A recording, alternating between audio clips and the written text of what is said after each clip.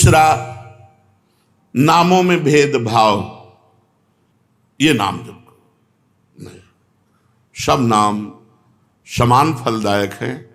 तुम्हें जो गुरु जी ने दिया है तुम्हारे लिए सर्वश्रेष्ठ वो है। ध्यान रखो, सब नाम समान फलदायक है, समान सामर्थ्य है, लेकिन हमें जो गुरु जी ने दिया है वो हमारे लिए सर्वोपरि। जैसे हमारे लिए राधा नाम सर्वोपरि, तो सब नाम हम जब बोलते हैं तो ये बोलते हैं राम कृष्ण हरि शिव जो तुम्हें प्रिय लगे जपो। हमारी पूछो तो हम वृंदावनवासी राधा उपासी राधा राधा राधा। हमारे लिए सर्वोपरि नाम राधा है। जो राम जपते हैं उनके लिए सर्वोपरि नाम राम है। जो शिव जपते हैं उनके लिए सर्वोपरि शिव है। जो कृष्ण जपते हैं उनके लिए कृष्ण है। हर नाम समान सामर्थ्य वाला, समान फलदायी। इसीलिए एक नाम जप करके अन्य नाम जाप की अवहेलना मत कीजिए, अन्य नाम को छोटा मत मानिए, अन्य नाम का उपहास मत कीजिए। अच्छा तुम ये जपते हो इससे क्या होगा? नहीं, ये नामापराध कर रहे हो, तुम्हारे नाम जप में बाधा पड़ जाएगी, अरुचि हो जाएगी। तीसरा, नामदाता गुरु का अपमान। अगर गुरु मंत्र लिए हैं, गुरु नाम लिए हैं, गुरुमुख हुए हैं, आप उन गुरु की अवज्ञा कर देते हैं, अपमान कर देते हैं, अवहेलना कर देते हैं, तो चाहे खोपड़ी के बल खड़े होकर के नाम जप करो, कभी सिद्ध नहीं होगा, कभी भगवदानंद की स्फूर्ति नहीं होगी, क्योंकि नामदाता का अपराध बन गया। अगर इतने भी सद्गुण आ जाए, कभी इतने भी भागवतिकता आ जाए, कोई दिव्यता आ जाए, झूठ बोले बात अलग है, कभी दिव्यता नहीं आ सकती। ये भगवान की बनाई हुई मर्यादा है। जो गुरु अवज्ञा करे, गुरु का अपमान करे, उसे कभी भी भगवत प्राप्ति नहीं हो सकती, कभी भगवान के नाम में रुचि नहीं हो सकती, कभी भगवदानंद की अनुभूति नहीं हो सकती। तीसरा है गुरु का अपमान। चौथा, शास्त्रों की निंदा करना। शास्त्र भगवत स्वरूप है। शास्त्र के स्वाध्याय से ही ज्ञान या नाम में प्रीति होती है, भगवान की तरफ चलना होता है। भगवान का अक्षर ब्रह्म स्वरूप समस्त शास्त्र हैं, एक एक अक्षर में भगवान विराजमान है। इसलिए किसी भी शास्त्र की निंदा ना करो, सब शास्त्र भगवत स्वरूप है। शास्त्रों की निंदा अगर करोगे तो नाम भगवान तुम्हारी जिह्वा पे नहीं टिकेंगे, नाम में बाधा पड़ जाएगी। पांचवा, नाम में अर्थवाद। अरे इतनी महिमा नाम की, केवल गाते हैं, केवल प्रशंसा के लिए, ऐसी नहीं महिमा है नहीं। इससे बहुत पतन हो जाएगा, नामापराध बन जाएगा। नाम की जितनी महिमा गाई जाए वो सब थोड़ी है, ज्यादा नहीं है।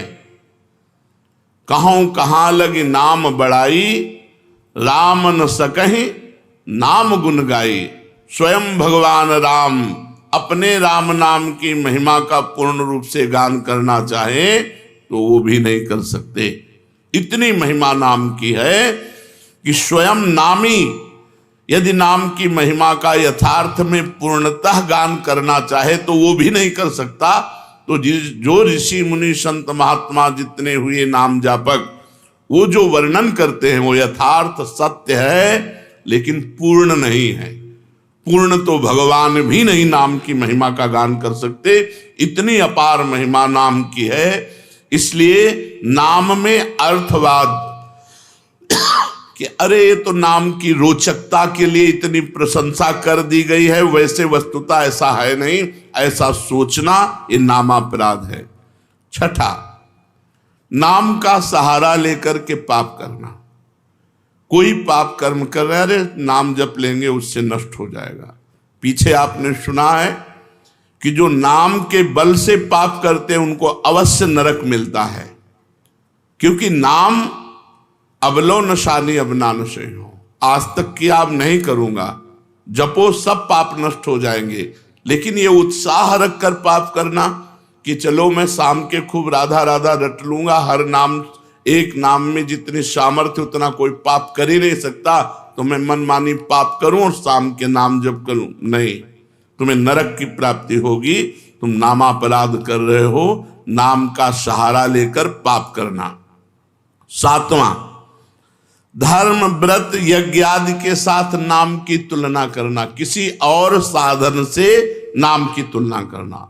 नाम अद्वितीय साधन है, नाम के समान कोई भी साधन नहीं है।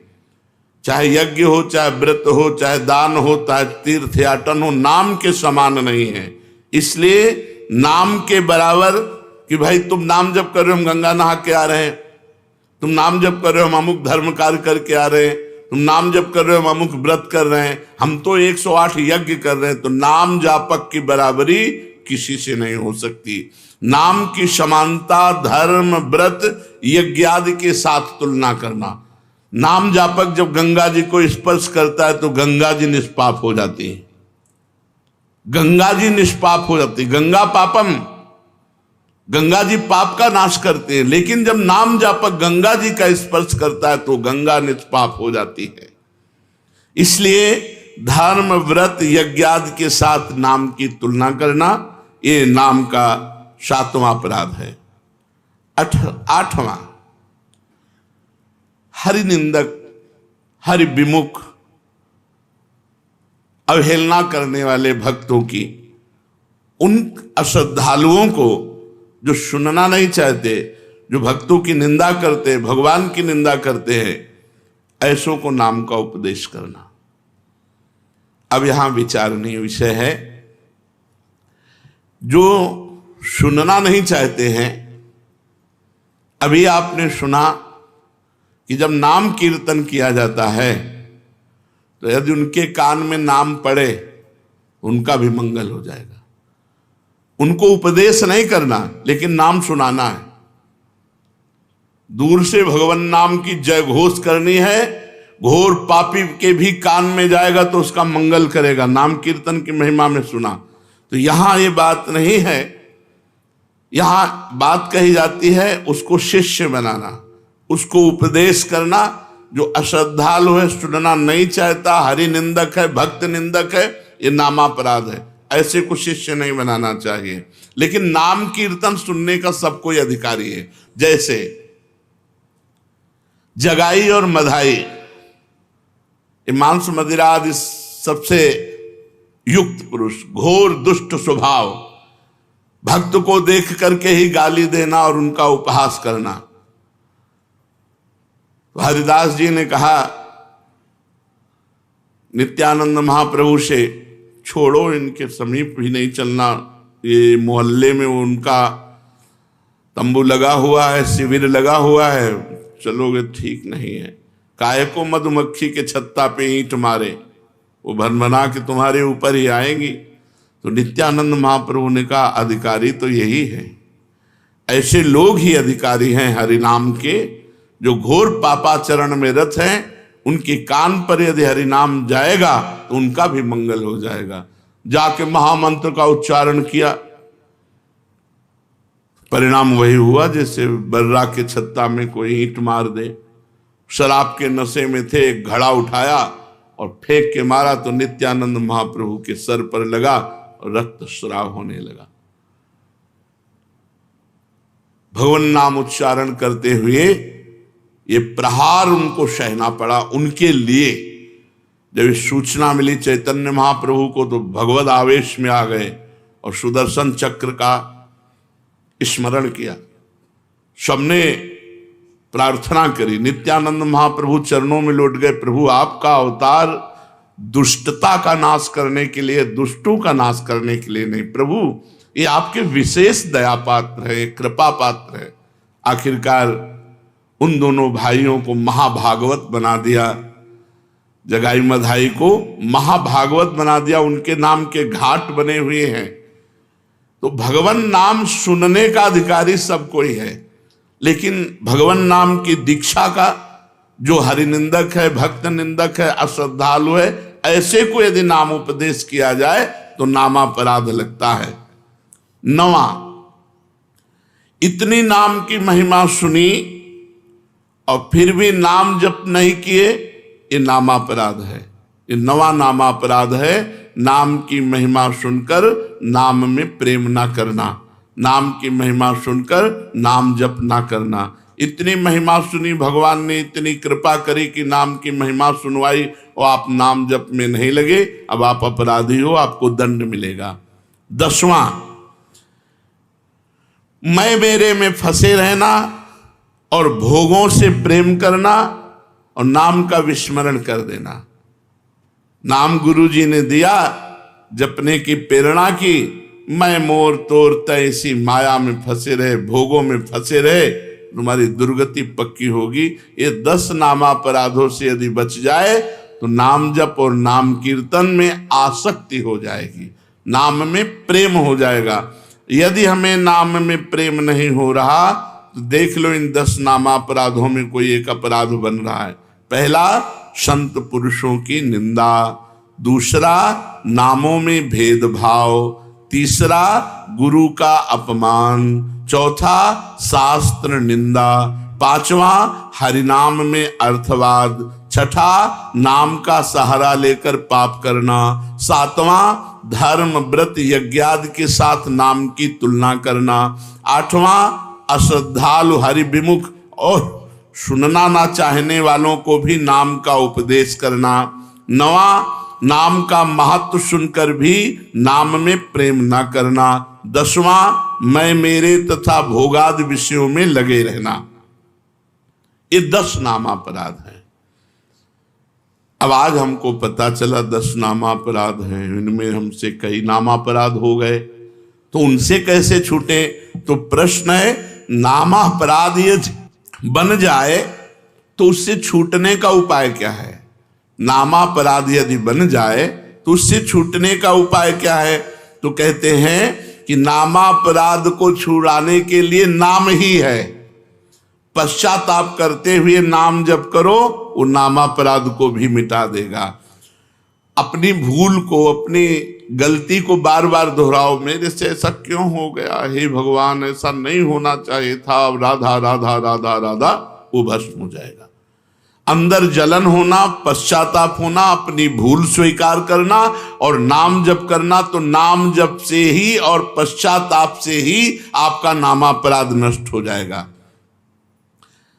नाम आश्रय से चमत्कारी लाभ होने का क्या उपाय है कि हमारे जीवन में चमत्कार होने लगे? ऐसा कोई उपाय बताइए।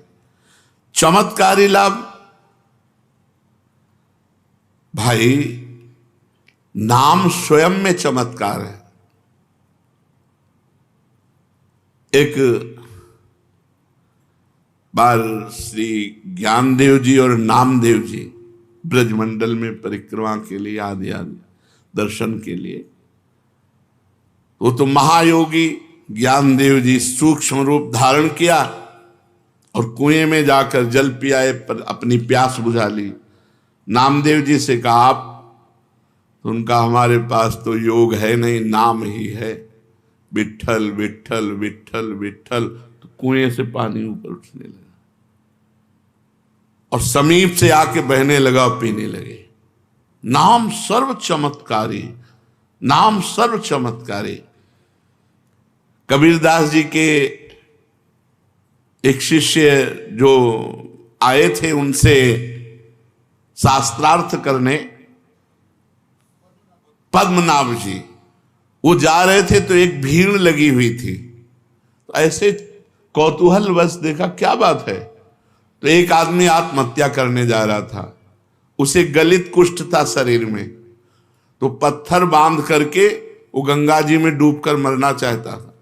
पद्मनाभ जी नजदीक गए, उनका ऐसा क्यों करना चाहते हो? बोले कोई प्यार नहीं करता, जिसको देखो मुझे घृणा की दृष्टि से देखता है और मेरा शरीर गलित कुष्ठ पी मवाद, मैं नहीं जीना चाहता, इसलिए मैं आत्महत्या करना चाहता हूं। तो उनका डुबकी लगाओ, गंगा में खड़े हो, एक डुबकी लगाओ, राम, देखो अभी 2 डुबकी, 3 डुबकी में एकदम फ्रेश शरीर। जब लौट कर गए तो कबीरदास जी से कहा कि बड़ी चमत्कार पूर्ण नाम की महिमा है। क्या? बोले गलित कुष्ठ ने जब हमने प्रेरणा की तो राम बोलकर जो डुबकी लगाई, उसका गलित कुष्ठ, तो उनका राम पूरा नाम नामाभास से ठीक हो सकता था। कबीरदास जी ने कहा नामाभास से ठीक हो सकता था।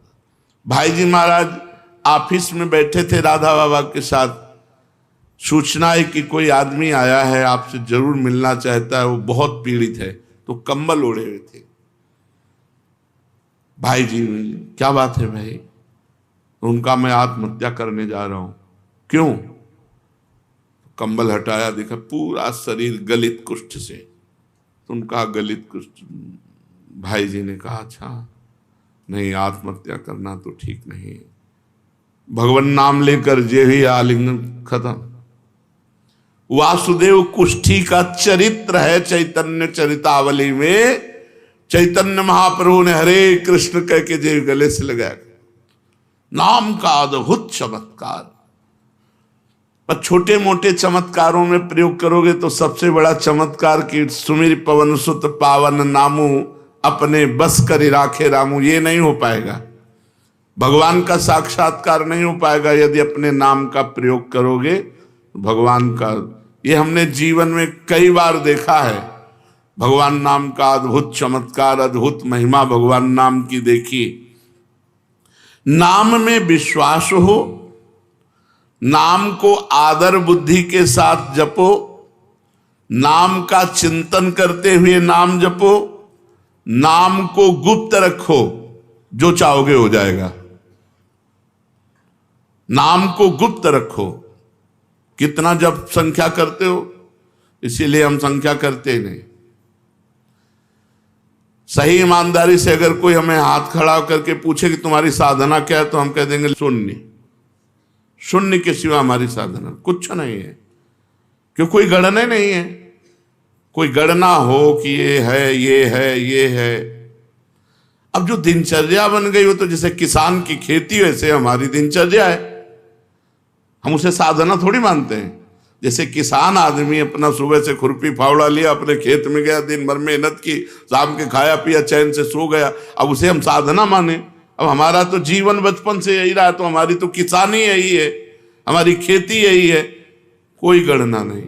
अगर हमसे पूछा जाए आपकी साधना क्या है, तो हम कह देंगे शून्य। तो आप जी किससे रहे हो? मेरे बल सी वृंदावन रानी, महारानी जी के बल से जी रहे हैं। महारानी जैसे किसी को ये भ्रम हो कि इतने शिष्य हैं, इन सबको भगवत प्राप्त करा देंगे क्या? तो हम पोस्टमैन हैं। तुम्हारी बात लाडली जी तक, लाडली जी की बात आप तक, और हम अपने समेत सब ये लाडली जी के हैं। कई बार आपको कहा है कि अगर डिब्बा मोक्ष में ताव दे कि मैं 500 लोगों को पहुंचा दूंगा तो बेवकूफी है। उसका कनेक्शन इंजन से है। इंजन में 2-4 लोग जाते हैं और डिब्बे में 100-200 लोग बैठ करके स्टेशन पहुंच जाते हैं। हमें डिब्बा, इंजन नहीं है कि तुम्हारे में क्या पावर है दिखाओ, तो शून्य है पावर। और पावर इतना है कि सैकड़ों को लाद के पहुंचा देंगे। वृंदावन धाम में बैठ के कहते हैं पावर की पूछो तो धाम में कह रहे हैं इससे ज्यादा सत्य प्रमाणित क्या हो गया। कोई कहते हैं कि भाई सत्य बोलना तो मंदिर में बैठो, धाम में बैठ के कह रहे हैं कि लाडली जी तक सैकड़ों को पहुंचा सकते हैं। पावर की पूछो तो शून्य है, कनेक्शन की पूछो तो महान है। कनेक्शन से हम जा रहे हैं। कैसे उपापी क्यों न हो हरिवंश नाम जो ले, अलक लड़ेती रीझ के महल खवासी दे। हरिवंश प्रताप ही जानत हैं, हरिवंश प्रबोध क्या प्रताप। श्री हरिवंश प्रताप नाम नौका निज केवग, भवसागर सुख तरत निकट हरिवंश जी। आवा भैया नाव में बैठ जाओ। बैठ गए किसकी? हरिवंश की नाव में। खेवैया वो हैं अपने बैठ के तरंगे देख रहे हो, निकुंज पहुंच गए। जिनको संशय है कि डिब्बा नहीं पहुंचा सकता, तो इंजन में जगह नहीं है। आप ये पक्की बात समझ ले, इंजन में जगह नहीं है, डिब्बा में ही विश्वास करना होगा। और हमें डिब्बा तो अगर जगह न मिले तो ठस के बैठ जाओ, पहुंच जाओगे, इसमें चिंता न करो।